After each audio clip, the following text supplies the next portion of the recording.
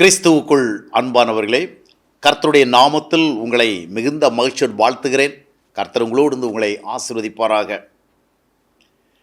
தேவனை அறிந்தவர்கள் யாராவது ஒருத்தர் விழுந்தா ஏன்ற வரைக்கும் அவங்கள எழுப்பி விடுறதுக்கு நாம் உதவி செய்யணும்.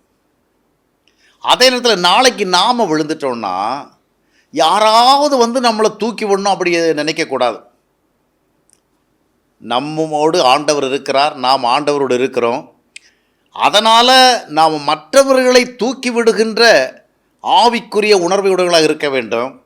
அதே நேரத்தில் நாம் விழுந்தால் நாமவே தேவனுடைய கரத்தை பிடித்து கொண்டு எழும்புகிற விசுவாசமுடையவர்களாக இருக்க வேண்டும். அதனால் நாம் நம்முடைய வாழ்விலே சில நெருக்கடிகளை சந்திக்கும் பொழுது, சோதனைகளை சந்திக்கும் பொழுது, பிரச்சனைகளை சந்திக்கும் பொழுது, அவர்கள் உதவவில்லையே, இவர்கள் உதவவில்லையே, இவர்கள் ஏதாவது தூக்கி விடவில்லை என்றெல்லாம் நாம் ஆதங்கப்படக்கூடாது. விழுந்தாலும் தள்ளுண்டு போவதில்லை என்று வேதம் சொல்லுகிறது. நாம் விழுந்தால் நம்மை தூக்கி விடுவதற்கு ஆண்டவர் இருக்கிறார். எனவே தான் மீகா என்ற ஒரு பக்தர் சொல்லுவான், என் பகைஞனே, நான் விழுந்து விட்டதை பார்த்து நீ சிரிக்காதே, நான் விழுந்தாலும் எழும்புவேன். ஏன்னா என்னை எழுப்பி விடுறதுக்கு ஒரு ஆண்டவர் இருக்கிறார். அருமையானவர்களே, கர்த்தர் நம்மோடு இருக்கிறபடினாலே நம்முடைய வாழ்வினுடைய எந்த ஒரு சூழலிலும் நம்மை தூக்கி விடுவதற்கு அவர் போதுமானவராக இருக்கிறார். சில நேரங்களில் ஆண்டவர் யாரை கொண்டாவது நமக்கு உதவி செய்வார்.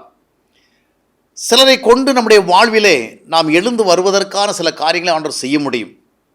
ஆனால் நாம் இவர் என்னை எழுப்பிவிட வேண்டும், அவர் என்னை எழுப்பிவிட வேண்டும், இவர் எனக்கு உதவி செய்ய வேண்டும் என்று எதிர்பார்த்து நாம் அவர்களை சார்ந்து விடக்கூடாது. நாம் தேவனைத்தான் முற்றிலும் சார்ந்திருக்க வேண்டும். தேவன் எந்த சூழலிலும் ஏதாவது ஒன்றை செய்து நம்மை தூக்கி விடுவார். எனவே விழுந்தால் மறுபடி எழுந்து வருவதற்கு என்னால் இயலும் என்ற அடிப்படையில் ஆண்டவரை சார்ந்து நாம் செயல்பட வேண்டும். கர்த்தரை மையப்படுத்தி வாழுகிற வாழ்க்கை முறையில் நாம் பலவீனமாக இருந்தால் இப்பொழுது கர்த்தரோடு உள்ள உறவுகளை நாம் வளர்த்து கொள்ள வேண்டும். ஆண்டவரை விழுவதற்கு ஒருவேளை என்னுடைய மதியினம் காரணமாக இருந்திருக்கலாம், என்னுடைய தவறுகள் காரணமாக இருந்திருக்கலாம், என்னுடைய தவறான முடிவுகள் காரணமாக இருந்திருக்கலாம் என்று சொல்லி நம்முடைய நிலைமை உணர்ந்து இந்த வேளையிலே நானாக எழுந்துவிட முடியாத ஆண்டவரே, என்னை எழும்பி வர செய்யும்படியாகவும் யாரும் இல்லை ஆண்டவரே, நீர் என்னை எழுப்பிவிட போதுமானவராக இருக்கிறேன். நான் உண்மை என்னுடைய வாழ்வினுடைய மையத்தில் வைத்து இனிவரும் காலையில் வாழ்வதற்கு எனக்கு கிருபை தாரும் என்று சொல்லி ஆண்டுடைய சமூகத்தில் நாம் ஆண்டவரிடத்தில் விண்ணப்பிக்க வேண்டும்.